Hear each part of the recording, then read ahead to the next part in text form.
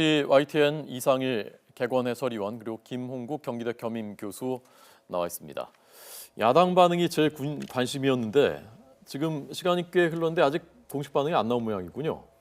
그래서 내부 회의라거나 국회 본회의라든가 여러 가지 일정이 있기 때문에 그럴 것 같은데요. 네. 저는 야당 반응은 이미 정해져 있지 않나. 왜냐하면 야당이 그동안 제기했던 여러 가지 문제에 대해서 절차상의 문제라든가 또는 앞으로 진행될 우리 전국에 대한 문제에 대해서 김병준 내정자가 사실은 충실하게 본인은 열심히 노력했지만 야당이 원하는 답을 만들어주지 못했거든요. 네. 거기에 더해서 청와대라든가 여기에서 그동안의 절차에 대해서 일정하게 그렇다면 야당을 이해시키는 그런 절차가 있어야 되는데 야당에 대해서 그런 절차가 없었기 때문에 저는 야당의 답은 사실상 일단 정해져 있지 않나 이렇게 봅니다. 예, 절차 문제에 대해서 충분한 해명이나 앞으로 어떻게 하겠다라는 것이 없었다. 같은 의견이십니까?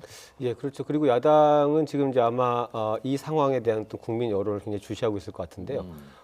이런 상황에서 박근혜 대통령이 결국은 이제 깜짝 카드식으로 개각과 청와대 진영 개편을 이제 단행을 했는데 이런 것들이 어떤 하나의 수습의 방안으로서 이제 청와대가 내놓은 것을 볼 수 있겠습니다만 그런 부분들이 과연 이제 그동안 제기된 여러 가지 상황과 이 사태에 대한 어떤 수습의 과정이나 내용으로서 적합하냐 여기에 대한 국민 여론이 만약에 그 수용이 되지 않고 더 비판 여론이 강해질 경우에는 야당으로서도 아마 더 강한 어떤 입장들을 계속 취해갈 가능성이 많고요.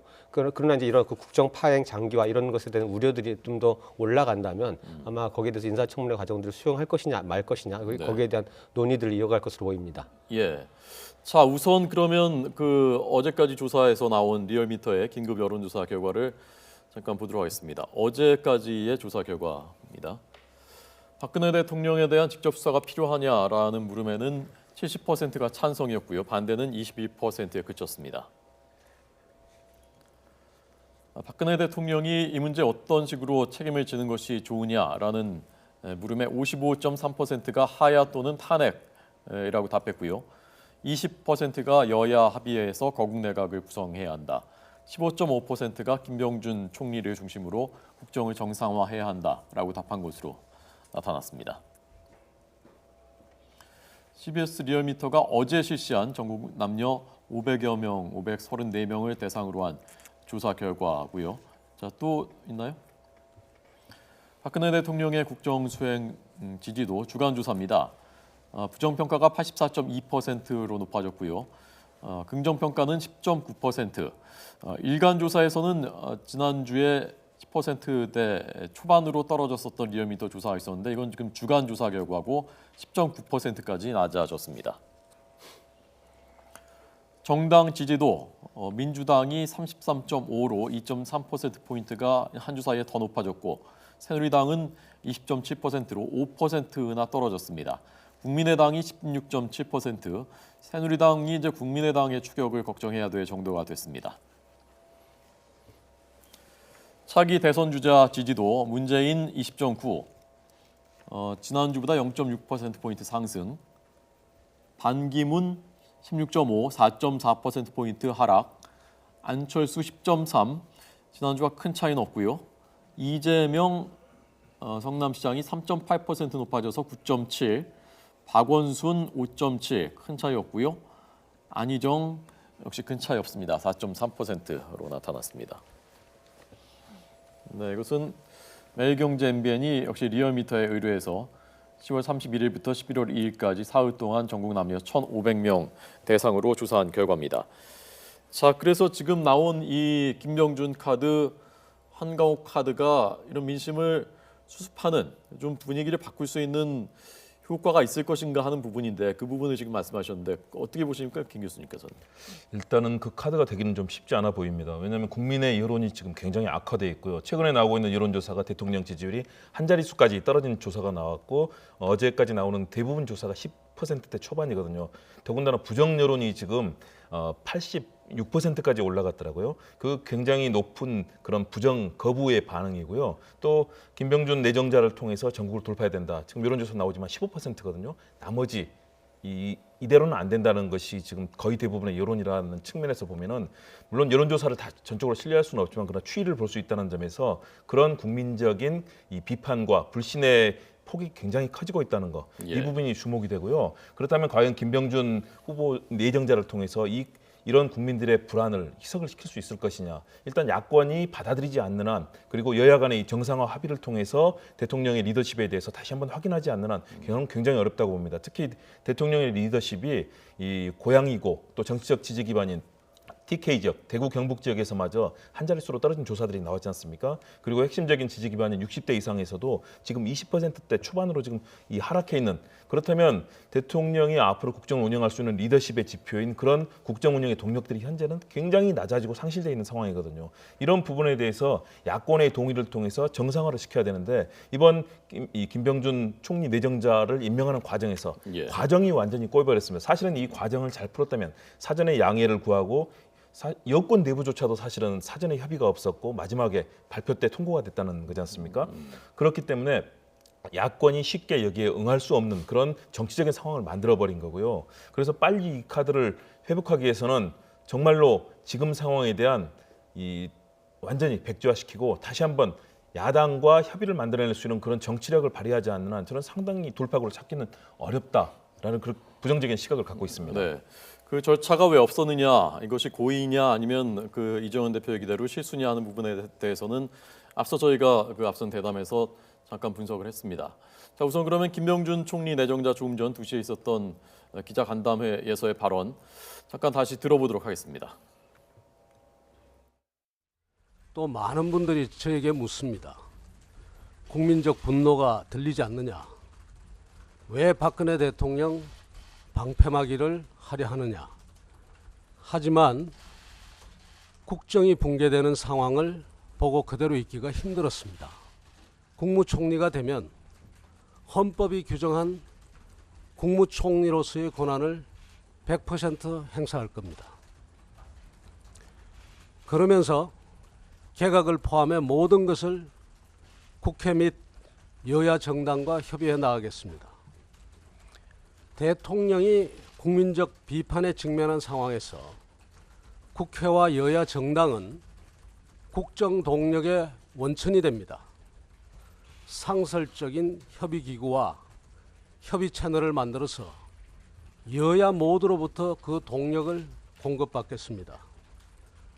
그러는 과정에서 완전하지는 않겠습니다만 거국 중립 내각이 구성될 것입니다. 대통령에 대한 수사를 놓고 많은 질문들이 있었습니다.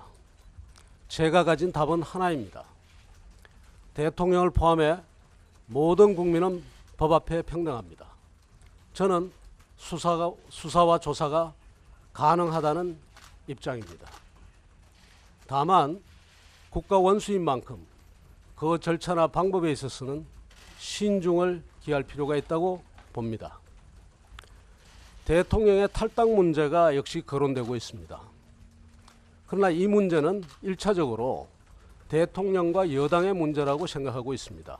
즉 대통령의 당적 보유가 지속적으로 국정의 발목을 잡는 경우에는 국무총리로서 대통령의 탈당을 건의할 수 있다고 생각합니다. 존경하는 국민 여러분, 최선을 다하겠습니다. 그리고 책임과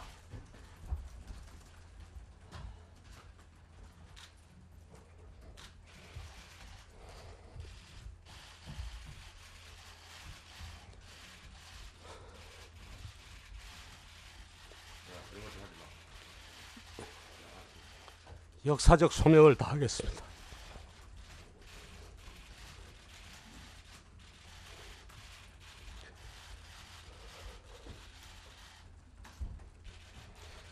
이 책임과 소명을 다하지 못하는 경우 결코 자리에서 연연하지 않겠습니다. 네, 책임과 소명을 다하지 못하면 자리에 연연하지 않겠다. 그래서 이때 자리를 갖는 경우의 얘기고요. 자리를 가질지 못 가질지도 역시 아직 불투명한 상황이고 야당을 기회 닿는 대로 설득을 해보겠다. 그런데 만약에 안 된다면 두말 없이 수용하겠다라고 말했단 말입니다. 아까 김 교수님 말씀하신 대로 그것이 어려울 것이다. 야당을 설득하는 것이 어려울 것이다. 만약에 야당이 받아들일 수 없다라는 입장을 공식적으로 밝힌다면 그 다음에는 어떤 수순으로 갈 수가 있다고 보십니까, 이 대표님? 지금 이제 받아들일 수 없다라는 것은 뭐 인사청문회를 통해서 부결시키겠다, 인준을 하지 않겠다는 게 아니라 아예 지금 인사청문회 자체를 거부하고 있기 때문에 예, 예. 뭐 총리 지명자 신분 자체를 스스로 철회하고 물러나라 이렇게밖에 그렇게 전개될 것 같은데요. 그렇게 된다라고 하면은 뭐 이후에 이제 벌어질 수 있는 상황들은 야당이 다시 한번 이제 야당과의 야권과의 협의 속에서 거국 중립 내각의 어떤 구성 방안을 논의하자라고 주도를 할 수도 있고 아니면 오히려 이제 사실 청와대로서는 지금 이번에 어떤 개각 카드를 꺼냄으로써 1차 수습에 대한 어떤 의지를 내비쳤는데 그것이 무산됐을 때 네. 주도적으로 뭔가를 이뤄갈 수 있는 힘은 다 사라질 거라고 보입니다. 그렇다라고 하면 결국 이 상황에 대해서 어떤 실체 규명과는 별개로 국정 정상화라는 측면에 대해서 어떤 방안을 할 것인지에 대해서 야권이 오히려 어떤 키를 쥐고 그 뭔가 방안을 제시해야 되는 내지는 어떤 청와대에 어떤 요구를 할 수 있겠습니다만 전체적으로 이제 이러이러한 방안으로 가자라는 어떤 그런 것들을 내놓을 텐데 거기서 지금 이제 문제가 뭐냐하면 네. 아까 그 여론조사 결과들을 소개했습니다만 그 현재 그 박근혜 대통령의 국정성 지지도가 10.9%입니다. 그 얘기는 절대 다수의 국민이 현재 그 대통령의 어떤 권위를 정서적으로 인정하지 않는다 이렇게 봐야 되는 거거든요. 이 부분에 대해서 뭔가 돌파구를 찾지 못했을 때는 이것이 어떤 개각이라든가 뭐 내각의 구성, 국민들이 지금 궁금해하고 분노하는 부분들은 어떤 내각을 구성하느냐의 문제가 아니라 이 문제에 대한 대통령의 입장이 무엇이고 어떻게 이것에 대한 진상 규명을 하고 어떤 사과를 할 것인가 여기에 지금 쏠려 있다고 보이거든요. 예, 예. 그 부분에 대해서 여론 설득이 어느 정도 되지 못할 때는 사실상 이런 어떤 뭐 개각이라든가 이런 것만 가지고 이렇게 뭔가 국면이 바뀌거나 또 야당이 좀 설득되거나 할 가능성이 굉장히 낮아 보입니다. 그래서 거기에 대한 어떤 조치들이 뭐 청와대에서 좀 더 그 전향적으로 나온다라고 하면은 네. 그 이후에 좀 뭐 거국내각 구성이라든지 이런 것들에 대한 어떤 논의가 가능할지 모르겠지만 그것이 안 됐을 때는 지금의 어떤 그 격앙된 국민 여론을 봤을 때 야당이 오히려 굉장히 강경하게 일단은 전체적인 어떤 상황 사태 수습이 아니라 사태의 어떤 진상 규명을 요구하면서 네. 청와대 압박할 가능성도 굉장히 많아 보입니다. 예. 오늘 민주당 의원 여러 명이 대통령의 사퇴를 공식적으로 거론했단 말입니다. 어제 청와대가 이 문제 대통령이 지금 이 대표님 말씀하신 추가적인 입장 표명, 대통령이 직접 하는 표명 그 부분에 대해서 기자들의 질문을 받고 숙고 중이다 좀 기다려달라라고 답을 했다고 하는데 조만간에 대통령이 직접 이 문제에 대해서 해명이든 입장 표명이든 할 가능성이 있다고 보십니까? 저는 조만간 있기는 있는데 네. 빠르게 되지는 않을 것으로 봅니다. 왜냐하면 대통령께서 이미 한 번 기자회견을 갖고 대국민 사과를 하셨습니다. 그러면 현재 상황이 거기에 대해서 풀 수 있는 매듭이 나오거나 또는 그런 부분에 대해서 일정하게 교착 상태를 풀 수 있는 카드가 진행이 됐다면 다시 한번 하는 기자회견이라든가 또는 대국민 간담회가 의미가 있겠지만 네. 지금은 아무런 효력을 발휘하지 못한 채 그냥 두 번째 회견이 될 가능성이 높습니다. 예. 그런 측면에서 저는 정치력을 발휘할 필요가 있다고 봅니다. 정치는 결코 한쪽이 한 상대방을 밀어붙이는 단순한 게임은 아니거든요. 이럴 때 한강욱 이 비서실장을 임명을 했지 않습니까? 아무래도 야권에서는 원로고 다 같이 야권에서 공감대가 갔던 정치를 과거에 했던 분이죠. 지금은 박근혜 대통령과 함께 정치 활동을 했지만 예, 그런 야권 내 신뢰와 권위가 있던 분이기 때문에 빠르게 그분이 야당을 찾아서 대통령의 입장에 대해서 말씀을 하시고 그런 절차를 야당을 설득하고 야당의 이해를 구하는 과정 그리고 그동안 빠졌던 부분에 대해서 왜 이렇게 잘못됐는지에 대해서 동의를 다시 한번 설득을 하는 과정들이 저는 필요하다고 보고요. 예. 그런 절차를 밟은 뒤에 여러 가지 또 카드가 있습니다. 최후에는 영수회담도 할 수 있습니다. 왜냐하면 대통령께서 그냥 청와대에 계실 필요는 저는 없다고 봅니다. 과감하게 야당의 여러 대표들을 뭐 같이 만나는 자리를 과거에도 그랬습니다.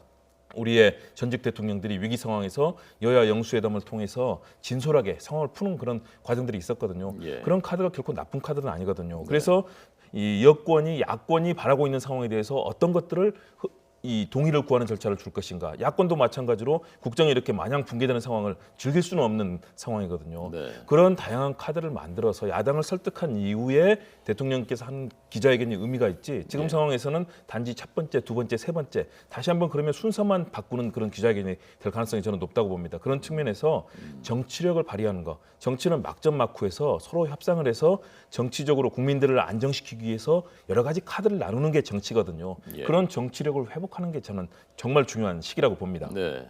그러니까 사태 본질 최순실 사건의 본질에 대한 입장 표명하기 전에 우선 전국 수습을 위한 입장 표명과 어떤 대통령이 직접 행동에 나설 필요가 있다. 그렇습니다. 지금 어찌 보면 대통령도 사실상의 부재 공백 상태고 총리도 없는 거나 마찬가지거든요. 전 총리는 뭐 물론 지금 현직이긴 하지만은 사실상 직무를 못 하고 있고 그렇다고 새 총리가 있는 것도 아닌 이런 상태가 계속되고 있습니다. 자, 우선 더 얘기하기 전에 참여정부 좌병준 우재인 이렇게 불렸었다고 합니다. 이 부분에 대한 이강진 기자 리포트가 있는데 잠깐 보고 오겠습니다. 지난 2007년 5월 청와대 수석보좌관 회의. 대통령 왼쪽에는 김병준 당시 정책특별보좌관이, 오른쪽에는 문재인 비서실장이 앉았습니다. 노무현 전 대통령을 좌우에서 보좌했던 둘의 인연은 2002년 대선으로 거슬러 올라갑니다.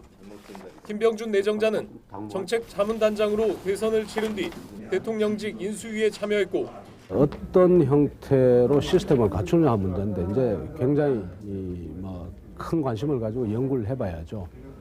문재인 전 대표는 첫 민정수석으로 임명돼 참여정부의 밑그림을 그렸습니다.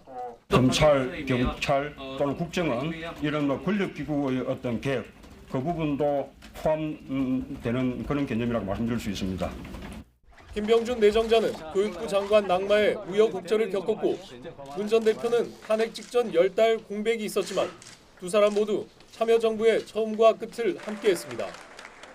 이후 두 사람은 정치적으로 대척점을 향해 달려왔습니다. 특히 2012년 대선 경선에서 김 내정자가 문 전 대표 대신 김두관 경남지사를 지지했던 게 컸습니다. 지난 총선 이후에는 문 전 대표가 야권의 유력 대선 주자로 끊임없이 거론되는 동안 김 내정자는 새누리당 당선자 총회의 모습을 나타내 관심을 모았습니다. 모든 대통령이 임기 말에 만신창이가 되어서 나가는 국가, 어딘가에 문제가 있기 때문에 만신창이가 돼서 나가는 거죠. 문재인 전 대표로서는 대선 경쟁자 반기문 유엔 사무총장과 회고록 논란을 불러일으킨 송민순 전 장관에 이어 김병준 내정자까지 참여정부 한솥밥 식구와의 불편한 인연이 이어지고 있습니다. YTN 이강진입니다. 네, 과연 본인이 얘기한 대로 내치를 다 맡을 수 있는 총리가 될 수 있을 것인지, 그 역할 분담이 어떻게까지 얘기가 된 것인지 부분에 대해서는 앞선 대담에서 저희가 분석했기 때문에 다시 반복하지는 않겠습니다. 마지막으로 두 분이 지금 이 한 치 앞을 내다볼 수 없는 내일이 어떻게 될지 모르는 전국의 해법, 수습 방안을 생각하시는 부분을 마지막으로 각자 말씀을 해주시죠. 네, 지금 상황은 정말로 위기 상황입니다. 왜냐하면 국민들의 불신과 분노가 그만큼 크고 이번 비선 실세에 의한 국정농단, 다시 말해서 국기문란 사태라고까지 해서 국민들이 굉장히 분노하지 않습니까? 이 상황에 대해서 우리 정부, 또 청와대, 또 당정청이 뒤로 빠져 있는 모양새가 보이면 안 됩니다. 적극적으로 수습에 나서고 국민들께 왜 이렇게 됐는지 저는 정확한 진상을 국민들께 소상히 알리고 국민들께서 이해하실 수 있는 이해하는 한도 내에서, 물론 잘못한 건 처벌을 받으면 되겠죠.